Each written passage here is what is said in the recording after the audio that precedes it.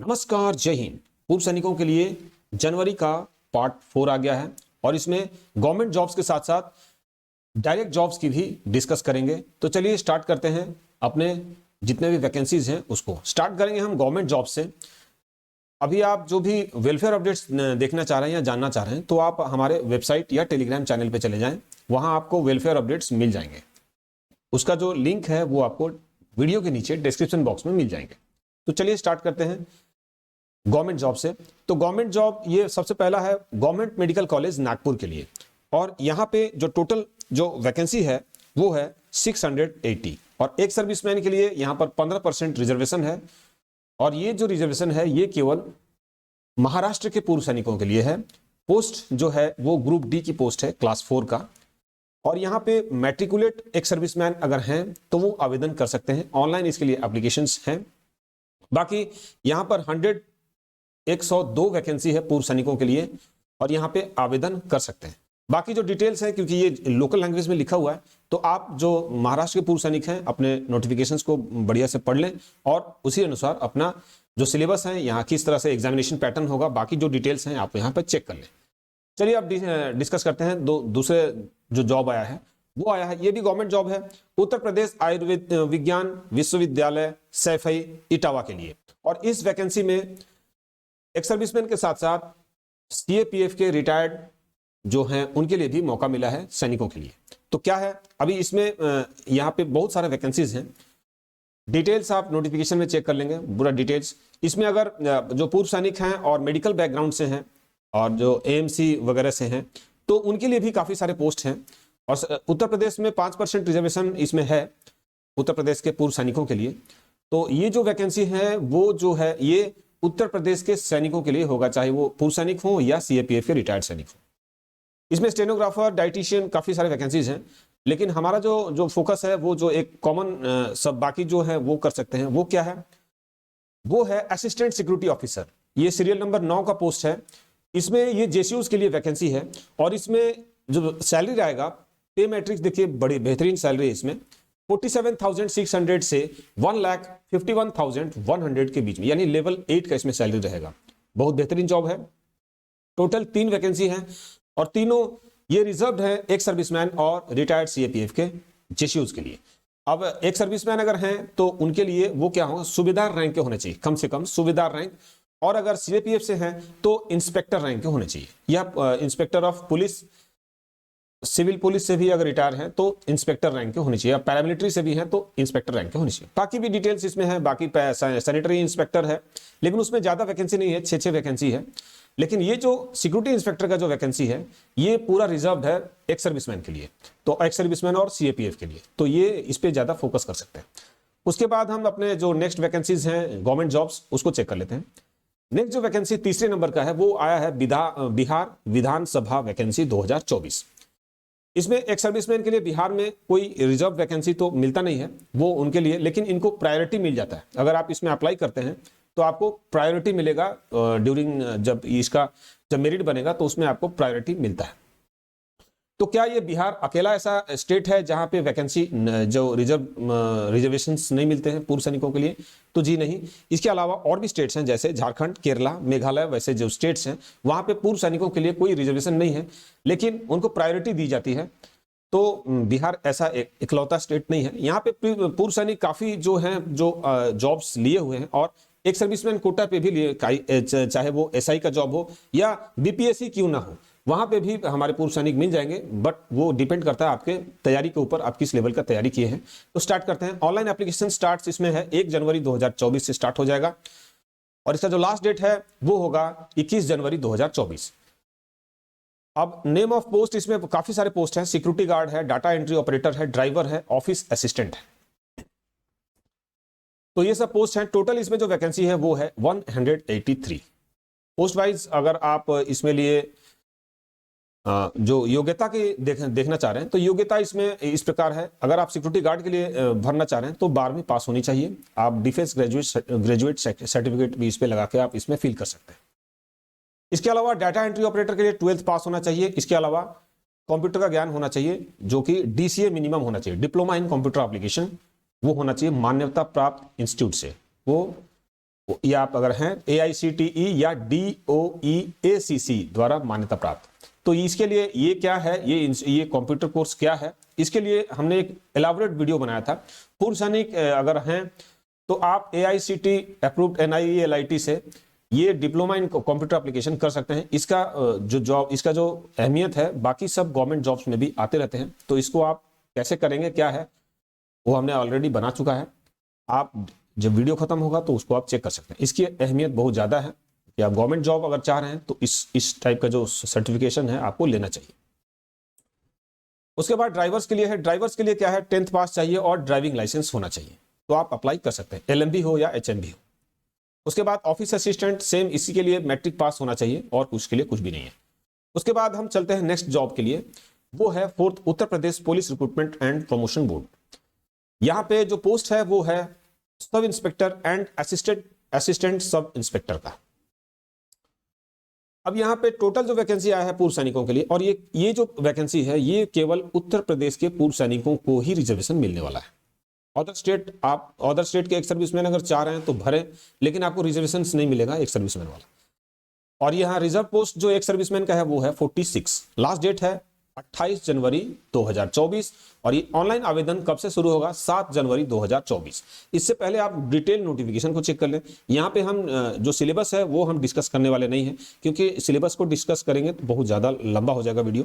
आप नोटिफिकेशन में जाएं, इसके जो एग्जाम सिलेबस है अगर आप SI के लिए तैयारी कर रहे हैं तो उसका आप डिटेल सिलेबस देख लें, क्योंकि इसके ऊपर इसका जो सिलेक्शन है वो मेनली है रिटन के ऊपर। आप रिटन आपका अगर अच्छा है तो आप ये जॉब ले सकते हैं।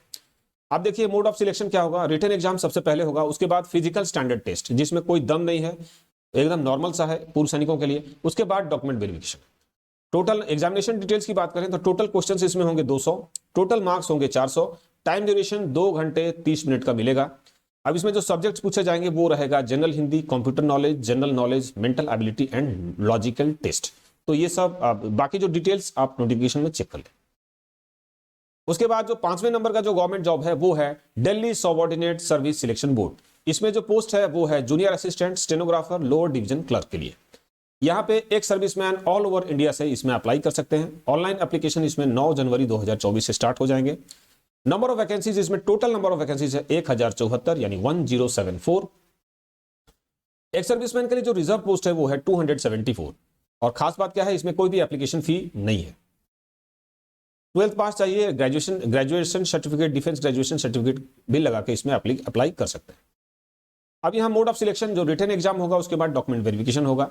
पोस्ट वाइज पूर्व सैनिकों के लिए जो रिजर्वेशन है वो देख लेते हैं। जूनियर असिस्टेंट के लिए 212, स्टेनोग्राफर के लिए 26 और लोअर डिवीजन क्लर्क के लिए 26। अब एग्जामिनेशन डिटेल्स देख लेते हैं। टोटल क्वेश्चंस इसमें 200 होंगे, टोटल मार्क्स भी 200 होंगे। और एक ये तो सिलेबस हमने एक मोटा मोटी तौर पे देखा। आप डिटेल सिलेबस नोटिफिकेशन में चेक कर लें, क्योंकि सिलेबस को जानना जरूरी है, क्योंकि ये जो सिलेक्शन है वो रिटन एग्जाम के ऊपर ही है। अब general awareness, mental ability, reasoning, numerical ability, data interpretation, Hindi and अंग्रेजी लैंग्वेज, उसके बाद कंप्यूटर का ज्ञान होना चाहिए। अब हम ये तो हो गया गवर्नमेंट जॉब्स। अब हम कुछ डायरेक्ट वैकेंसीज की बात करते हैं। इस बार इस वाले में जो पार्ट 4 है इसमें कुछ ज्यादा खास डायरेक्ट वैकेंसी हमारे पास है नहीं, जो भी है हम डिस्कस कर लेते हैं। सबसे पहला है कोटक महिंद्रा ग्रुप। इसमें अपॉइंटमेंट आया है पूर्व सैनिकों और CAPF के रिटायर्ड सैनिकों के लिए। जैसे हो OR हो इसमें अप्लाई कर सकते हैं। कोई एग्जाम नहीं है, कोई भी एप्लीकेशन फी भी नहीं है। अब इसमें जो पोस्ट निकल के आ रहा है वो है development officer, number of post 195, senior manager recruitment, number of post इसमें जो है 90। और ये प्लेस ऑफ पोस्टिंग कहाँ है, जो काम करना है वो है कोलकाता के लिए। तो ये जॉब है ये कोलकाता और उसके एडजॉइनिंग एरिया जो है उन्हीं सैनिकों के लिए ज्यादा उत्तम रहेगा या उपयुक्त रहेगा। क्वालिफिकेशन की बात करें तो मैट्रिक हो, इंटर हो, ग्रेजुएट हो, डिफेंस ग्रेजुएट हो, इसके लिए अप्लाई कर सकते हैं। मिनिमम जो है 10 साल का सर्विस एक्सपीरियंस हो। अब इसमें जो एज लिमिट है इसमें 35 से 70 साल, एज का भी कोई बाउंडेशन नहीं है। आप 60 साल से ऊपर भी हैं फिर भी इसमें आप काम कर सकते हैं, इसमें अपना योगदान कर सकते हैं। ये एक अच्छा अपॉर्चुनिटी है जो 60 साल से ऊपर सैनिक हैं उनके लिए भी। इनकम देखा जाए तो 40 से 50 हजार का जो ये एवरेज सैलरी रहेगा per month, depending on qualification and experience. आपका एक्सपीरियंस कैसा है, आप किस तरह से आपके स्किल्स कितने कैसे। आप इसको पार्ट टाइम या फुल टाइम भी कर सकते हैं। Beside salary employ gets PF, mediclaim, group insurance, ESI, bonus वगैरह जो भी है। इसके अलावा जो वर्किंग आवर होगा वो 11 से 5 बजे के बीच का होगा, सुबह 11 से 5 का। बाकी अगर पूर्व सैनिक इसमें इंटरेस्टेड हैं तो ये एड्रेस आपको यहाँ देख सकते हैं। ये एड्रेस को आप इसको नोट डाउन कर सकते हैं, स्क्रीनशॉट भी ले सकते हैं, और वैसे हम इसको डिस्क्रिप्शन बॉक्स में भी डाल देंगे। वहां से आप इसको इस एड्रेस पे जाके वहां अपना इंटरव्यू करा सकते हैं और इसमें ज्वाइन कर सकते हैं। बाकी अगर पूछताछ करना हो तो यहाँ जो है आपको सामने नंबर दिख रहा है, जो कि एयर वेटरन है, वारंट ऑफिसर, उनसे बात कर सकते हैं। वो यहाँ पे एसएम रिक्रूटमेंट है। उसके बाद जो डॉक्यूमेंट्स लेके जाना होगा वो है resume, Aadhaar, PAN, bank cheque, passbook, photo, educational certificate, 10th या मैट्रिक या आर्मी ग्रेजुएशन सर्टिफिकेट। उसके बाद नेक्स्ट जो डायरेक्ट वैकेंसी है वो आया है 1 PSO फॉर गया लोकेशन। ये कहाँ है? ये बिहार का है, और यहाँ पे रहना खाना फ्री है, 26 दिनों की ड्यूटी रहेगी, और इसमें जो सैलरी रहेगा वो रहेगा 35,000 पर मंथ। वेपन जो चाहिए वो है 315 मॉडिफाइड राइफल या रिपीटर होना चाहिए। एक सर्विसमैन के अलावा CAPF भी इसमें जा सकते हैं। कॉन्टैक्ट नंबर सामने स्क्रीन पे दिख रहा होगा, वहां से आप इंक्वायरी कर सकते हैं। अब हम डिस्कस करते हैं DGR स्पॉन्सर्ड सिक्योरिटी एजेंसी का, जो आपके कमेंट्स के आधार पे थे। अब यहाँ क्या है, यहाँ ये जो एड्रेस मिलेगा आपको सामने का, उस एड्रेस पे आप जाके जो भी पूर्व सैनिक इस एरिया के हैं वहां जाएं और जाके इंक्वायरी कर सकते हैं। सबसे पहले द्वारका न्यू दिल्ली का है, उसके बाद है न्यू दिल्ली का दूसरा लोकेशन, दूसरा एजेंसी। उसके बाद नेक्स्ट है मोहाली, ये पंजाब का है, तो मोहाली के लिए भी काफ़ी सारे कमेंट्स आए हुए थे, तो वहाँ आप ये एड्रेस को आप नोट डाउन कर सकते हैं और वहाँ विजिट कर सकते हैं। उसके बाद अमृतसर पंजाब का है, यहाँ भी यहाँ से काफ़ी सारे कमेंट्स आए थे, बहुत सारे कमेंट्स थे, तो इसको आप नोट डाउन कर सकते हैं। इसके अलावा जलंधर सिटी पंजाब का है, यहाँ से भी कमेंट्स आए थे, इसलिए हमने इसको अपडेट किया है, तो आप इसको नोट डाउन कर लें। उसके बाद नेक्स्ट है लखनऊ उत्तर प्रदेश। तो उत्तर प्रदेश से कमेंट्स लगातार आ रहे हैं, तो उत्तर प्रदेश से आप जितने भी एजेंसीज हैं, खास करके बनारस साइड के लिए आए थे, तो बनारस में वहाँ पे कोई सिक्योरिटी एजेंसीज जितने भी हैं वो या तो नोएडा में हैं या लखनऊ साइड के हैं, तो इस जो एजेंसीज हैं वहाँ पे आप विजिट करके, कभी जाते हैं तो वहाँ विजिट करके इंक्वायरी कर सकते हैं। उसके बाद दूसरा है गौतम बुद्ध नगर का। उसके बाद जो नेक्स्ट है वो है ग्रेटर नोएडा उत्तर प्रदेश का, तो यहाँ से भी इनका भी एजेंसीज, आप ये एजेंसी में जाके पता कर लें। उसके बाद जो नेक्स्ट है वो लखनऊ का है, बरेली रोड लखनऊ।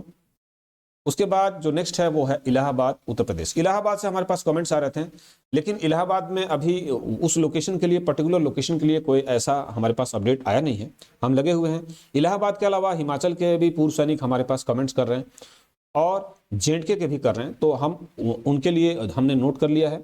वहाँ के लिए अपडेट हमारे पास अभी तक कुछ आए नहीं है। जैसे ही आता है कोई भी अपडेट हो, डायरेक्ट जॉब्स हो या गवर्नमेंट वैकेंसीज, हम 100% उसको अपडेट करेंगे ऑन प्रायोरिटी बेसिस पे, क्योंकि वहाँ के लगातार कमेंट्स आ रहे हैं और इंक्लूडिंग लद्दाख के भी कमेंट आ रहे हैं। तो लद्दाख के हमारे पास, हम माफ़ी चाहेंगे, अभी हमारे पास एज ऑफ नाउ हमारे पास वहाँ का कोई अपडेट नहीं है, लेकिन हम लगे हुए हैं, काम कर रहे हैं उसके ऊपर।